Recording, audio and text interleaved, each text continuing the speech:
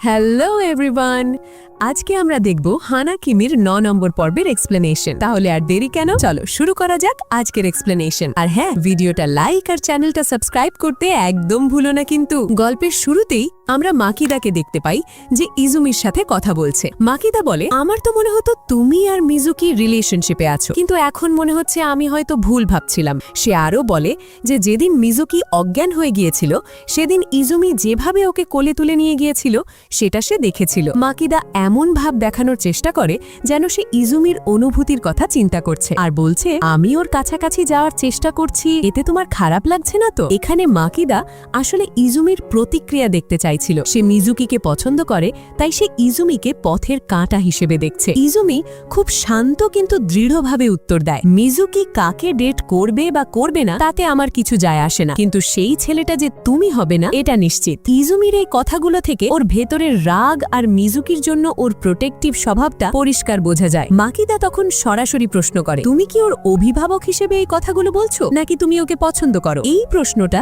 ইজুমিকে কিছুটা হলেও ভাবিয়ে তোলে। অন্যদিকে তামামি হতাশ হয়ে মিজুকির কাছে আসে। সে রেগে গিয়ে বলতে থাকে, আমি নিজেকে সুন্দর দেখানোর জন্য কত চেষ্টা করলাম, কিন্তু তারপরেও ইজুমি আমার দিকে ফিরেও তাকায় না, আমি কি ওর যোগ্য নই? মিজুকি ওকে সান্ত্বনা দেওয়ার চেষ্টা করে। তখন তামামি হঠাৎ মিজুকিকে জিজ্ঞেস করে, আচ্ছা একটা ছেলে হিসেবে তুমিই বলো আমার কি করা উচিত? মিজুকি বেচারা কি বলবে ভেবে পায় না, কারণ সে তো আসলে একটি মেয়ে। তামামি নিজেই বলতে থাকে যে তার উচিত ইজুমিকে সরাসরি নিজের মনের কথা বলে দেওয়া। এরপর সে মিজুকিকে জিজ্ঞেস করে, আচ্ছা মিজুকি, ইজুমি বলেছিল যে তোমার আশেপাশে থাকলে ওর নাকি খুব ভালো লাগে, এই ব্যাপারে তোমার কি মনে হয়? এই কথা শোনার পর মিজুকির মুখে একটা মিষ্টি হাসি ফুটে ওঠে। নিজের অজান্তেই সে খুশি হয়ে যায়, কারণ ইজুমির মুখ থেকে নিজের প্রশংসা শোনার চেয়ে ভালো আর কি হতে পারে। তামামি অবশ্য মিজুকির এই হাসির কারণটা বুঝতে পারে না। এরপর আমরা দেখি মিজুকি আর নাকাৎসু কাজ শেষ করে একটু বিশ্রাম নিতে যায়, কিন্তু তখনই কাগুরাজাকার আগমন হয়।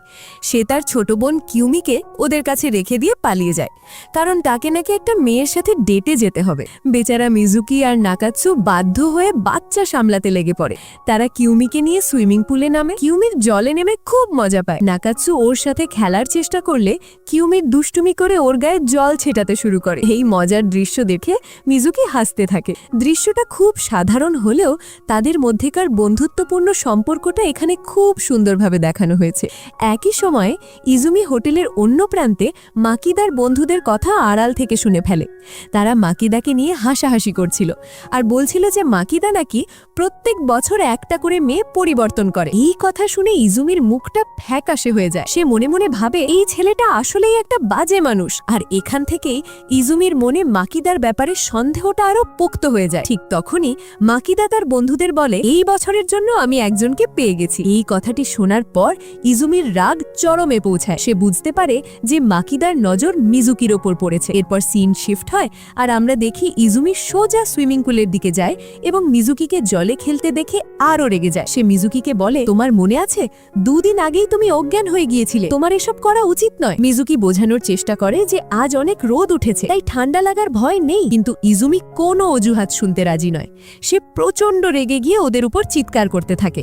মিজুকি ইজুমির এমন রূপ দেখে ভয় পেয়ে যায়। আসলে ইজুমির এই রাগটা মিজুকির জন্য ওর গভীর চিন্তা আর ভালোবাসারই প্রকাশ। এর পরের দৃশ্যে মিজুকি নিজের ঘরে কাপড় পরিবর্তন করছিল, আর ঠিক তখনই হোটেলের মালকিন ডাক্তারের বড় বোন সেখানে এসে মিজুকিকে ওই অবস্থায় দেখে ফেলেন এবং চমকে গিয়ে বলেন, মিজুকি তুমি কি একটা মেয়ে? মিজুকি ভয়ে একেবারে জমে যায়। সে কাঁদতে কাঁদতে অনুরোধ করে, প্লিজ এই কথাটা কাউকে বলবেন না। মহিলাটি প্রথমে ওকে তোয়ালে দিয়ে নিজেকে ঢাকতে বলেন এবং তারপর পুরো ঘটনাটা শুনতে চান। মিজুকি তাকে সব সত্যি কথা খুলে বলে, কিভাবে সে আমেরিকা থেকে শুধুমাত্র ইজুমির জন্য এই বয় স্কুলে ছেলে সেজে থাকতে এসেছে। সব শুনে ভদ্রমহিলা অবাক হয়ে যান। তিনি বলেন, আমি তো অবাক হচ্ছি যে এতদিনেও কেউ ব্যাপারটা ধরতে পারেনি। তিনি আরও বলেন যে মিজুকির বাবা মা যদি জানতে পারেন যে তাদের মেয়ে অন্য একটা দেশে একটা ছেলেদের স্কুলে এভাবে থাকছে, তাহলে তারা কতটা চিন্তা করবেন। মিজুকি বলে যে সে সব জানে, কিন্তু তারপরেও সে ইজুমির সাথে থাকতে চায়। মিজুকির এই ভালোবাসা আর আত্মত্যাগ দেখে ভদ্রমহিলার মন গলে যায়। তিনি একজন মায়ের মতো করে বলেন, আমি তোমাকে বোঝানোর চেষ্টা করছিলাম, কিন্তু একজন মেয়ে হিসেবে যদি দেখি তাহলে বলবো ইজুমি সত্যি খুব ভাগ্যবান যে তুমি ওকে এতটা ভালোবাসো। তিনি মিজুকিকে কথা দেন যে এই গোপন কথা তিনি কাউকে বলবেন না এবং যে কোনো সমস্যায় তার কাছে আসতে বলেন। এরপর মহিলাটি মিজুকিকে কিছু গুরুত্বপূর্ণ উপদেশ দেন। তিনি বলেন, একটা কথা কখনো ভুলো না, তুমি একজন মেয়ে, ছেলেদের পোশাক পরলেও তোমার শরীরটা কিন্তু মেয়েদেরই, তোমাকে এখানে সবার থেকে সাবধানে থাকতে হবে। তিনি আরও বলেন, পরিস্থিতি সবসময় এক থাকবে না, তোমার শরীর সময়ের সাথে সাথে পরিবর্তন হবে, তখন এই টাইট পোশাক দিয়েও তুমি নিজের পরিচয় লুকাতে পারবে না। এই কথাগুলো মিজুকির জন্য একটা ওয়ার্নিং এর মতো। সে সারা জীবন ছেলেদের মতো শরীর লুকিয়ে রাখতে পারবে না, একদিন তাকে সত্যিটার মুখোমুখি হতেই হবে। এরপর সিন শিফট হয় আর আমরা দেখি রাতে মিজুকি ইজুমির সাথে কথা বলার চেষ্টা করে। সে ইতস্তত করে জিজ্ঞেস করে, আমার আচরণ কি তোমার কাছে মেয়েদের মতো মনে হয়? ইজুমি সরাসরি জিজ্ঞেস করে, মাকিদা তোমাকে কিছু বলেছে? মিজুকি তাকে সত্যিটা বলতে গিয়েও থেমে যায় এবং চুপচাপ শুয়ে পড়ে। ইজুমি তখন নরম সুরে বলে, তুমি এসব নিয়ে এত কেন ভাবছো? তুমি যেমন স্বাভাবিক থাকো তেমনই থাকো। ইজুমির এই সাধারণ কথাগুলো মিজুকির মনে সাহস যোগায়। সে ভাবে, এখন যেমন চলছে আমার খুব ভালো লাগছে, কারণ আমি তোমার সাথে সময় কাটাতে পারছি, কিন্তু যদি ভবিষ্যতে এমনটা না চলে তখন কি হবে? যাই হোক, পরের দিন সকালে সবাই মিলে মটরশুঁটি ছাড়াচ্ছিল। নাকাৎসু কাগুরাজাকার ডেটের ব্যাপারে জিজ্ঞেস করলে তামামি হাসতে হাসতে বলে যে মেয়েটি কাগুরাজাকাকে রিজেক্ট করেছে। ঠিক তখনই কাগুরাজাকা ইজুমির কাছে এসে তাকে উস্কাতে চেষ্টা করে। সে বলে, মাকিদা আর মিজুকি একসাথে শপিং করতে গেছে, তোর কিছু মনে হচ্ছে না? ইজুমি পাত্তা না দেওয়ার ভান করলে কাগুরাজাকা বলে, কে জানে, গাড়ির মধ্যে ওরা হয়তো কিছু একটা করছে। এই কথা শোনা মাত্রই ইজুমির মুখ চিন্তায় ভরে যায়। কিছুক্ষণ পর খবর আসে যে মাকিদা আর মিজুকির গাড়ি খারাপ হয়ে গেছে, ফিরতে দেরি হবে। এই কথা শোনা মাত্রই ইজুমি এক মুহূর্ত দেরি না করে দৌড়ে বেরিয়ে যায়। হোটেলের মালকিনও বুঝতে পারেন যে মাকিদা নিশ্চয়ই কোনো গড়বড় করছে। অন্যদিকে গাড়িতে মাকিদা নিজের আসল রূপ দেখাতে শুরু করে।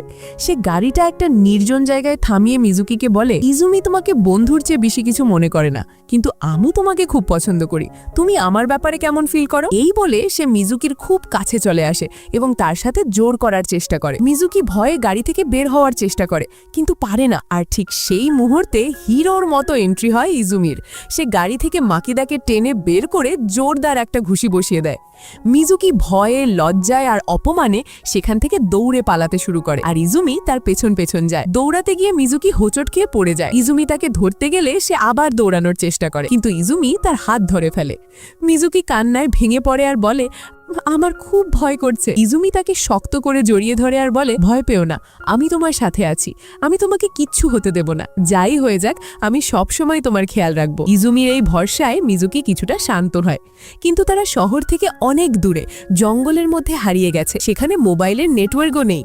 হঠাৎ ইজুমির পা পিছলে যায় এবং সে মিজুকিকে নিয়ে একটা ঢাল বেয়ে নিচে পড়ে যায়। এরপর যখন মিজুকির জ্ঞান ফেরে, সে নিজেকে একটা অদ্ভুত জায়গায় আবিষ্কার করে। মাকিদার কথা মনে করে সে আবার ভয় পেতে শুরু করে। ইজুমি এসে তাকে জানায় যে তারা নিচে পড়ে গেছে এবং মিজুকির পায়েও চোট লেগেছে, তাই ইজুমি মিজুকির পায়ে ব্যান্ডেজ করে দেয়। মিজুকি মনে মনে ভাবে, যদি ইজুমি সঠিক সময়ে না আসতো তাহলে আমার সাথে কি হতো ভাবতেও পারছি না। ইজুমি নিজের ওপর রাগ করে বলে, আমি যদি এতটা অসতর্ক না হতাম তাহলে এমনটা হতো না। মিজুকি বলে, এতে তোমার কোনো দোষ নেই, তুমি আমাকে বোঝানোর চেষ্টা করেছিলে কিন্তু আমিই তোমার কথা শুনিনি, আমি একটা আস্ত বোকা। ইজুমি তখন আলতো করে বলে, হ্যাঁ, তুমি আসলেই একটা বড় বোকা। এদিকে হোটেলের সবাই চিন্তায় পড়ে যায়। নাকাটসু আর অপেক্ষা করতে না পেরে গাড়ি নিয়ে তাদের খুঁজতে বেরিয়ে পড়ে। জঙ্গলে ঠান্ডার কারণে মিজুকির অবস্থা খারাপ হতে থাকে, তার জ্বর এসে যায়। সে ভয়ে ইজুমিকে কোথাও যেতে দেয় না। কিছুক্ষণ পর জ্বরের ঘোরে সে অজ্ঞান হয়ে যায়। ইজুমি তখন উপায় না দেখে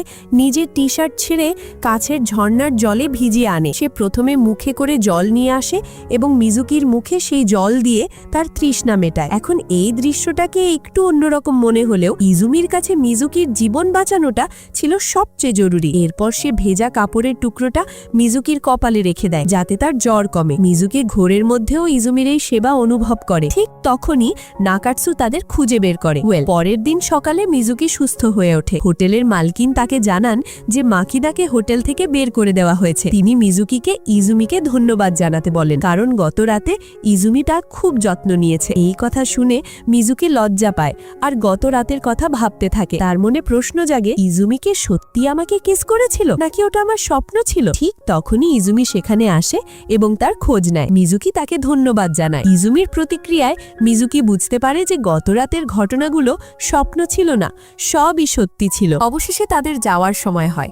হোটেলের মালকিন তাদের আবার আসার জন্য আমন্ত্রণ জানান। কাগুরাজাকা দুঃখ প্রকাশ না করার ভান করলেও তার মুখ দেখেই বোঝা যাচ্ছিল যে সেই সবাইকে মিস করবে। কিন্তু সেখানে কাগুরাজাকার বোন তামামি ছিল না।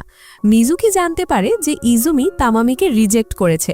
আমার না বেটারির জন্য বেশ খারাপই লাগছে। মানে মেয়েটা চেষ্টা তো কম করেনি। যাই হোক, নাকাৎসু ছোট কিউমিকে বিদায় জানাতে গেলে কিউমি ওর চুল ধরে টানে। প্রথমে নাকাৎসু রেগে গেলেও পরে বুঝতে পারে যে কিউমি তাকে পছন্দ করতে শুরু করেছে এবং তাদের চলে যাওয়ায় সে দুঃখ পেয়েছে। নাকাৎসু তার হাতের ব্যান্ডটি কিউমিকে উপহার হিসেবে দেয় এবং বলে, এটা যত্ন করে রেখো, আমরা আবার দেখা করব। এই ছোট্ট দৃশ্যটা আমাদের দেখায় যে নাকাৎসু বাইরে থেকে যতই খিটখিটে হোক না কেন, ওর মনটা আসলে খুব নরম। আর হ্যাঁ, সবাইকে বিদায় জানিয়ে তারা তাদের স্কুলের পথে রওনা দেয় এবং এরই সাথে এই এপিসোডটা এখানেই শেষ হয়ে যায়। তো তোমাদের এপিসোডটা কেমন লাগলো আর এই এক্সপ্লেনেশনটাই বা কেমন লাগলো সেটা অবশ্যই কমেন্ট করে জানিও। যদি ভালো লেগে থাকে তাহলে একটা লাইক আর বন্ধুদের সাথে শেয়ার করতে ভুলো না কিন্তু। দেখা হবে খুব তাড়াতাড়ি পরের এপিসোডের এক্সপ্লেনেশন নিয়ে। ততক্ষণ পর্যন্ত take care and good bye.